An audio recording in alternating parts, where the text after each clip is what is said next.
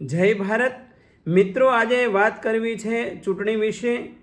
વિશ્વના 100 કરતાં પણ વધારે દેશોમાં બેલેટ પેપર દ્વારા ચૂંટણી થાય છે।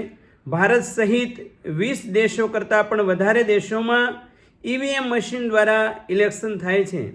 આજે ગુજરાતમાં પાલિકા અને પંચાયતનું ઇલેક્શન આવી રહ્યું છે, ત્યારે એક સામાન્ય નાગરિક અને એક જાગૃત મતદાતા તરીકે ગુજરાતના 5 કરોડ મતદાતા ભાઈ બહેનોને મારી કરબદ્ધ વિનંતી છે કે એવા ઉમેદવારને મત આપજો જે સ્વાસ્થ્ય, શિક્ષણ અને રોજગારને પ્રાયોરિટી આપતો હોય, જે રોટી, કપડાં, મકાન અને ગટર પાણીને લાઇટને પ્રાયોરિટી આપતો હોય, જે ગરીબી, મોંઘવારી, ભ્રષ્ટાચાર અને સમાજમાં થતા અન્યાયને દૂર કરવા માટે પ્રયાસરત હોય એવા ઉમેદવારને મત આપજો।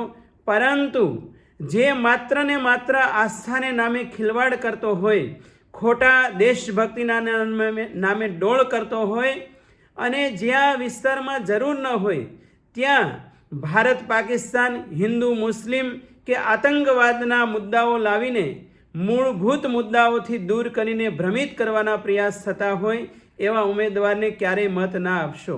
જે ભ્રષ્ટ અને ક્રિમિનલ હોય અને જે ગરીબ અને મધ્યમ પરિવારના લોકોને માત્ર 200 રૂપિયાની દારૂની કોથળી કે બુંદી ગાંઠિયા ખવડાવી અને ભોળા લોકોના મતદાન લેવાના હીન પ્રયાસો કરતા હોય એવા નાલાયક ઉમેદવારોને ક્યારેય મત ના આપશો।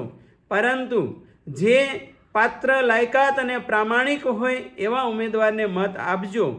જે ઉમેદવાર વિજેતા બન્યા પછી જેમ અત્યારે તમારા મત માટે ઘરે ઘરે વિનમ્ર બનીને આવે છે, ત્યારે પણ તમારા એક ફોનથી કે એક ધક્કો ખાવાથી તમારા વિસ્તારની સમસ્યા દૂર કરવા માટેની લાયકાત ધરાવતા હોય એવા ઉમેદવારને મત આપજો।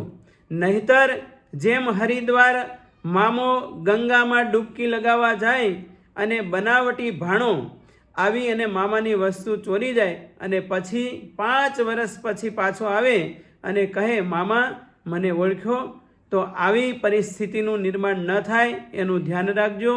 અસ્તુ, જય ભારત।